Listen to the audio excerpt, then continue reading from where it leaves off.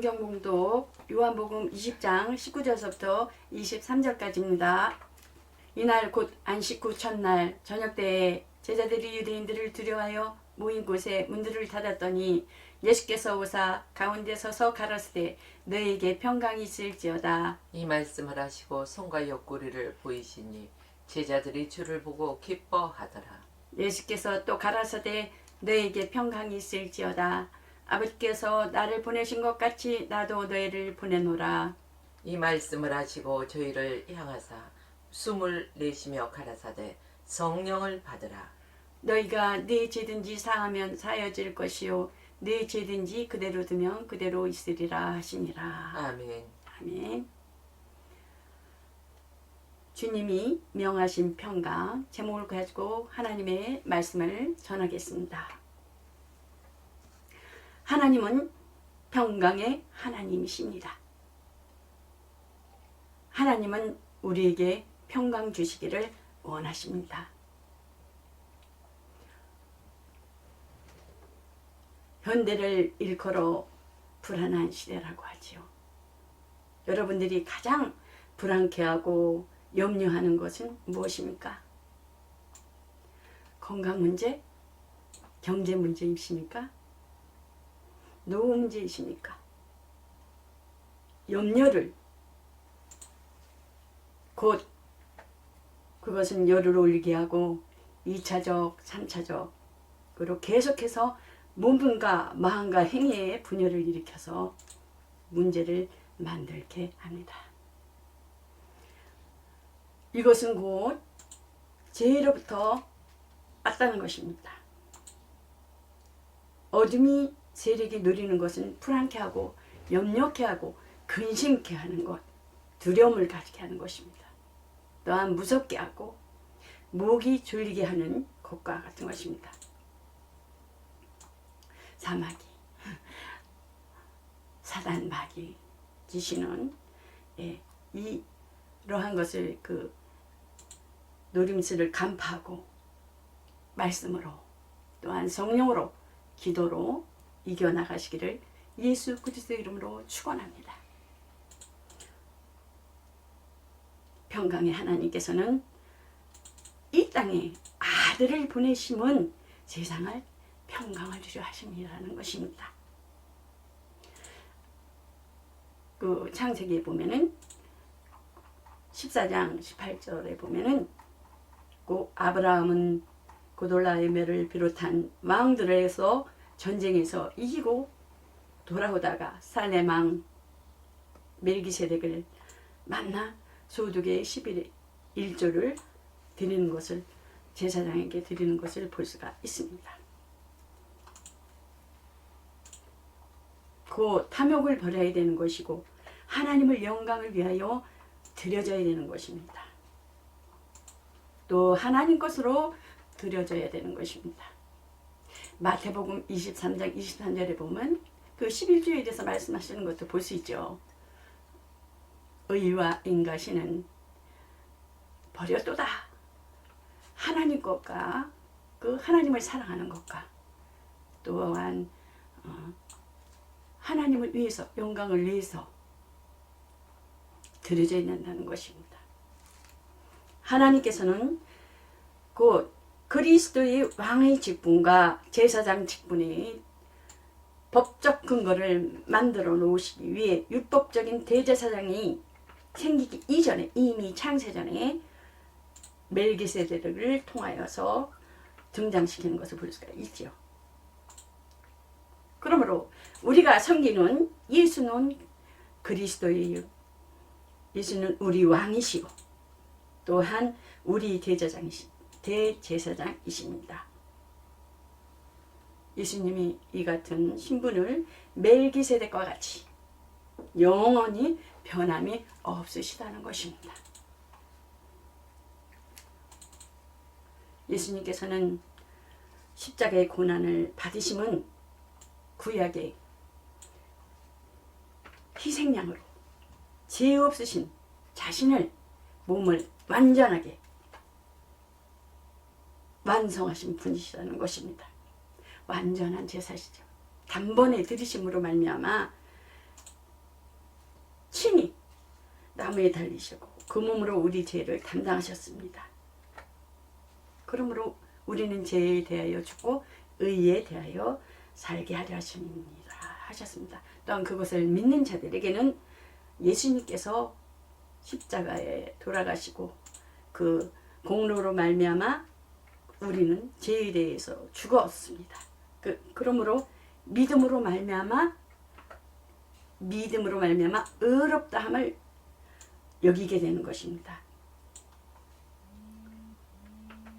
인류와 하나님과의 맡긴담을 예수 그리스도로 통하여 허무셨습니다. 휘장을 당신의 육체를 통해서. 곧 예수는 우리 평화요, 하나님과 우리 사이에 평화를 만드셨기 때문에 그가 곧 우리 평화가 되신다는 것입니다. 유대인과 헬라인이 또한 하나가 되고, 또한 노예와 자유의 휘장에서 찢어지고, 예수님께서 또한 우리가 어렸을 때 보면 남자 여자 이렇게 따로따로 앉잖아요. 예배 드릴 때 보면은 가운데 이렇게 칸을 쳐놓고, 또한 그것도 하나가 되어서 이제는 어떻습니까? 다 하나님 앞에 나와서 한 자리에서 예배를 드리는 것을 볼 수가 있죠. 그러므로 예수를 믿는 자에게 평강을 주리 하심이라는 것입니다. 안식 후 첫날에 어떻습니까? 일곱째 날, 안식한 날, 토요일이 되겠죠? 안식 후 첫날, 주일날, 첫날 저녁에 예수님께서 부활하셔서 제자들이 이게 나타나는 것을 볼 수가 있어요. 제자들은 두려워 떨면서 문들을 꼭꼭 잠그고, 그때 그 환경은 어떠했었냐면은 출교를 당하는, 예수를 시인하는 자들마다 출교를 당하는, 그리하여 살기 어린 눈초리로 그들을 뒤쫓고 있었다는 것입니다. 율법으로도 보호받을 수도 없고, 그리하여 두려워 떨고 있을 때 예수님께서 오사 가운데 서서 가라사대 너에게 평강이 있을지어다. 곧 예수님께서는 시간과 공간과 그런 것을 초월하여서 제자들 앞에, 두려워 떨고 있는 제자들 앞에 서서 말씀하시는 것을 볼 수가 있죠. 평강을 선포하며 나타나셨습니다. 예수님은 몸에 상처야 그대로 지니신 육신이셨다라는 것입니다. 염려와 불안과 걱정, 제자들에게 평화가 그 예수님이 나타나신 것을 보고 용기를 주었을 것입니다. 어떻습니까? 염려와 걱정과 불안은 우리가 우리 일을 할 때는 염려와 불안과 걱정이 있습니다. 그것을 통해서 또한 염려와 불안과 걱정을 통해서 그 문제가 일으키는 것을 볼 수가 있고요. 그러나 하나님 일에 집중하면은 평강이 찾아온다는 것입니다. 모든 상황과 문제를 하나님 앞에 내려놓고 하나님의 그 평강 안에 거하기를 축원합니다. 천만인이 나를 에워싸일지라도 나는 두려워 아니하리니, 그러한 것은 곧 하나님의 평강이 그 마음과 생각을 지키는 자만이 할 수 있다라는 것입니다. 염려와 걱정은, 불안은 곧 속에는 그 원수에 의해서 우리 생각과 마음을 붙잡는다는 것입니다. 거기에 속지 마시기를 바랍니다. 하나님께로서 나온 진리는 평강의 복음이니 사무엘상 25장 6절에 보면 어떻습니까? 선지자 사무엘이 죽고 다윗은 망명자를 옮겨버린 광야로 떠났습니다. 생활은 공고하고 궁핍한 생활이 연속이었으며 위협과 불안에 쌓였고 망명 생활에 대한 그 초조하고 불안한 나날을 다윗은 보내는 것을 볼 수가 있습니다.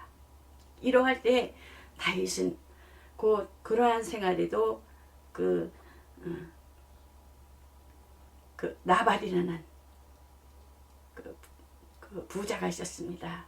그곳에 근방에 그러한 중에도 부하들과 그 다윗은 그 나발의 그 목장과 그 모든 것을 위협하지 아니하도록 약탈당하지 아니하도록 지키는 것을 볼 수가 있어요. 그래서 다윗은 그 부하들을 시켜서 그 나발에게 그 부자인 그 나발을 보내면서 지금까지 그 나발을 그 모든 소유를 평강으로 얻게 하게 한 것은 그 보호하였었고 그 나발의 목자자들과 그 다윗의 부하들을 통해서 그 교류를 통해서 그 같이 함으로 나발의 모든 그 소유를 지키고 보호하여 주므로 그 부유한 그 소유를 누렸다는 것입니다. 그래서 다윗은 그 부하들을 보내서 정중하게 그 배고픔과 또 어려운 상황을 그 도움을 요청하라고 부하들을 보내는 것을 볼 수가 있어요. 그래서 그 부하들에게 이르기를 너는 평강하라. 그 나발에게 구하라. 너는 평강하다. 내 집도 평강하라. 내 소의 모든 것도 평강하다. 가서 아뢰라. 하면서 시키는 것을 볼 수가 있어요. 그래서 다윗이 소년들이 가서 다윗의 이름으로 모든 말을 구하는 것을 볼 수가 있어요. 그 나발이 그 다윗이 사환들에게 그 부하들에게 대답하여 가로되 다윗은 누구며 이새의 아들은 누구뇨? 근일에 각기 주인에게서 억지로 떠나는 종이 많도다. 내가 어찌 내 떡과 물과 내 양털 깎는 자를 위하여 잡은 고기를 가져 어디로서인지 알지도 못하는 자들에게 주겠느냐 한지라. 나발이 이렇게 대답하는 것을 볼 수가 있어요. 그런즉 이제 당신은 어떻게 할 것을 알아 생각할지니라. 이는 다윗이 우리 주인과 주인의 온 집을 해하기를 결정하였음이니라. 그 소리를 듣고 부하들이 그 다윗에게 아뢰는 것을 볼 수가 있어요. 주인은 불량한 사람이라 더불어 말할 수 없나이다. 또한 21절에 보면 어떻습니까? 그 모든 것을 하나도 손실이 없게 한 것이 진실로 허사라. 다윗이 말하는 것이. 그가 악으로 나의 선을 갚는도다. 그러면서 불량한 사람 나발. 그 나발의 아내가 나발을 개치 마옵소서. 그 이름이 그에게 적당하니 그 이름이 나발이라. 그는 미련한 자니이다. 여정원 내 주위 보내신 소녀들을 보지 못하였나이다. 이렇게 그 나발의 아내 아비아일인가요? 그렇게 말하는 것을 볼 수가 있어요. 내 주께서 여호와의 싸움을 싸우시며 내 주 일생에 내 주에게 악한 일을 찾을 수 없음이니이다. 사람이 일어나서 내 주를 쫓아 내 주의 생명을 찾을지라도 내 주의 생명은 내 주의 하나님 여호와와 함께 생명 싸개 속에 쌓였을 것이요 내 주의 원수들이 생명은 물매로 던지듯 여호와께서 그것을 던지시리이다. 이렇게 사무엘상 25절에 쭉 보면은 다윗이 아비가일에게 이르되 오늘날 너를 보내어 나를 영접하게 하신 이스라엘의 하나님 여호와를 찬송하리로다. 또 내 지혜를 칭찬할지며 또 내게 복이 있을지로다. 오늘날 내가 피를 흘린 것과 친히 보호하는 것을 내가 막았느니라. 그러니까 아비가일을 통해서 막는 것을 볼 수가 있어요. 그러므로 이 복음이 사람의 영혼을 구원하고 병든 몸을 구원하는 능력이 된다라는 것입니다. 잠시 말씀을 멈춘 것을 볼 수 있는데요. 나발을 통해서 다윗이 나발의 다윗이 모든 소유를 지키고 보호한 것에도 불구하고 이렇게 배영망덕하는 것을 볼 수가 있어요. 평안하다 평안하다 했는데 그것에 대해서 전혀 무관하는 것을 볼 수 있으며, 또 아비가일은 또 지혜롭게 나발의 아내는 지혜롭게 다윗 앞에 나타나서 모든 다윗은 아비가일과 모든 것을 지키심으로 인하여 아비가일이 다윗의 아내가 되고 나발은 하나님께서 치심으로 죽는 것을 볼 수가 있어요. 보면은 하나님이 이 복음이 사람의 영혼을 구원하고 병든 몸을 구원하는 능력이 된다는 것입니다. 제자들을 하나님께서 전도하러 보내실 때도 어느 집에 들어가든지 먼저 말하되 이 집이 평안할지어다 하라는 것입니다. 그랬을 때 너희 빈 평안이 하나님의 축복을 받을 만한 준비한 그릇이라면은 너희 빈 평안이 그에게 머물 것이요 그렇지 않냐면 너에게로 돌아오리라 고 말씀하는 것을 볼 수가 있어요. 그러므로 성령 충만함은 평안이 있어야 가능하고, 그러므로 성령의 인도하심을 의지함으로써 얻는 평안이어야 된다는 것입니다. 그 평안은 또한 하나님의 뜻에 순종하는 활동에서 얻는 평화여야 되고요. 예수님의 초림은 하나님께로부터 에덴으로 시작하여 모든 인류를 구원하시기 위해서 하나님께서 그 사명을 받으셨으며, 또한 승천을 앞두고 그 사명을 제자들에게 위임하는 것을 볼 수가 있어요.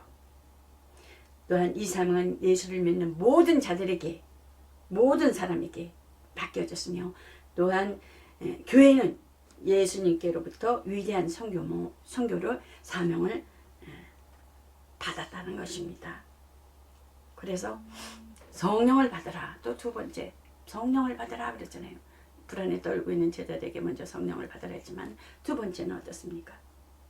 너희가 사명을 감당하려면 성령을 받아야 할 것이다 라는 뜻이라는 것입니다.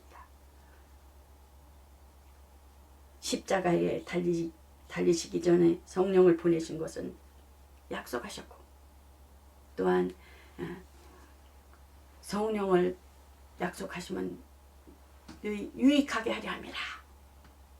하나님 일을 위해서 육체가 아닌, 이제는 그것을 다시 확인시키시면 예수님께서 제자들에게 다시 말씀하는 것을 볼 수가 있어요. 그것이 곧 어떻습니까? 사도행전의 오순절에 일어나는 성령 강림하시는 것을 볼 수가 있죠. 하나님의 생명의 역사도 평안이 있어야 가능하며, 열왕기 하에 보면 어떻습니까? 엘리사가 수냄 여인에 대해서 말씀하는 것을 볼 수가 있죠. 수냄 여인은 어떻습니까? 엘리사가 항상 지나갈 때마다 지나가는 길에 그곳에서 머물고 또 음식을 먹고 쉬기도 하는 것입니다. 그래서 수냄 여인은 하나님의 종을 귀하게 받드는 자였고, 또한 엘리사의 종을 그 알아보는 신앙이었다라는 것입니다.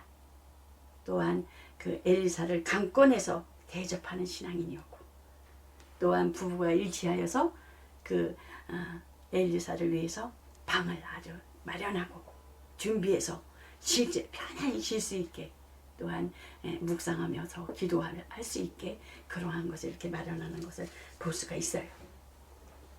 그러한 모습을 보고 엘리사는 어떻습니까? 내가 무엇을 원하느냐? 그러니까 자식이 없는 것을 아시고, 돌이 되면 너희가 아들을 안으리라. 아들을 주셨습니다. 아들을 주셨는데 보면 아들이 이제 보면은 아장아장 걸어갔을 때 아버지가 일하는데 옆에 와서 내 머리야 내 머리야 그러는 거예요. 그러니까 그 아버지가 그 일하는 식절을 시켜서 어미에게를 데려다 주라. 어미 그 수냄 여인에게를 이렇게 데려다 주니까 낮까지 어미 무릎에 앉았다가 이렇게 놀다가 죽은 거예요. 그래서 이 수냄 여인은 아들을 하나님의 그 엘리사 있는 방에다 침상에 두고 문을 닫고 나서 그 남편에게 달려가서 말과 그 달라고 내가 쓸 데 있다 보니까 안식일도 얼마 안 있는데 어딜 가냐고 야단치니까 하여튼 달라고 평안이인이다 그러는 거예요. 이렇게 시켰어요. 아들이 죽었는데 여러분은 이렇게 할 수 있어요? 평안이다 급한데. 저도 이제 우리 아들이 이제 5살 땐가 6살 땐가 밥을 먹고 이제 이렇게 곧잘 노는데 애가요 눈이 이렇게 돌아가는 거예요. 숨이 딱 멈춘 거예요. 그래가지고 애를 들쳐업고 하나님 용서해 주세요, 용서해 주세요, 용서해 주세요. 애를 들쳐업고 층계 이렇게 내려가는데 내려가는 순간 애가 끄개더라고요. 그랬더니 엄마 그러더라고요. 근데 이 수냄 여인은 어떻습니까? 아들은 죽었는지 침상에 문을 닫고 이렇게 나오는데 남편한테도 와서 평안하다, 평안이다, 빨리 말을 내놓으시고 나갈 데 있습니다 급하게 이렇게 하는 거예요. 또 그 갈멜산에 거기 갔는데도 어떻습니까? 사환 그 엘리사 그 사환 게하시가 있는데도 평안하냐, 평안하냐 이렇게 3번 묻는데도 평안이다 그러는데요. 이게 쉽겠어요 여러분들은요? 평안이다. 달려가서 그 엘리사의 무릎에 엎드려서 어땠습니까? 자기 아들에 대한 것에 대해서 다 말하는 것을 볼 수가 있어요. 왜 하나님 나에게 주시더니 지금 그 상황 이렇다라고 죽었다라고 하니까 그 엘리사와 함께 같이 가서 그 아들을 살리는 것을 볼 수가 있어요.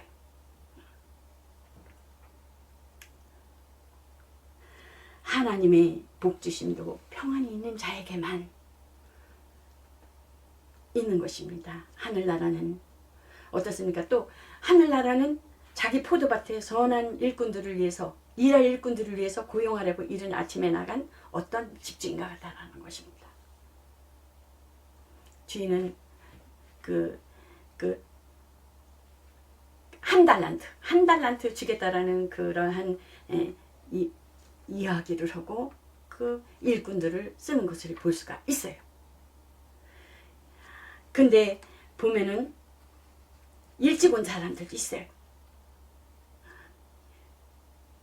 9시에 온 사람도 있고 5시에 일찍 온 사람도 있고 오후 3시에 온 사람도 있고 12시에 온 사람도 있어요. 근데 이제 차츰 뭐예요? 참수고 주인이 관리인에게 저들에게 품삯을 주어라. 그랬는데 이제 맨 나중 온 사람서부터 주어라. 맨 나중 온 사람서부터 주라. 그러니까 한 달씩 다 주는데 맨 일찍 온 사람이 일을 했는데 또 더 많이 일을 했는데 어떻게 돼? 한 달에도 똑같이 주는 거예요. 그러니까 불평불만을 하는 거예요.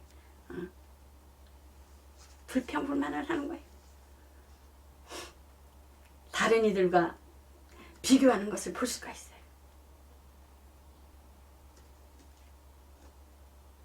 하나님께서는 보면은 의로움과 공평으로 그 한 달란트로 인한 그 품삯을 주겠다고 했다는 거에 대해서는 일하지 않는 자에게는 얼마 준다고 약속하지 않았다는 것입니다. 그래서 하나님이 인간이 얼마나 많은 일을 했느냐에 의하가 아니라 명하신 바를 어떻게 믿고 따랐느냐, 하나님이 주신 선물, 하나님이 주신 은총을 품삯이 아니라는 것입니다. 어떻게 의롭게 공평하게 일을 했느냐에 따르는 것입니다. 그래서 13절에 보면 친구여 함께 일한 동역자의 뜻이 강하다는 것입니다. 말하는 것을 13절에 보면은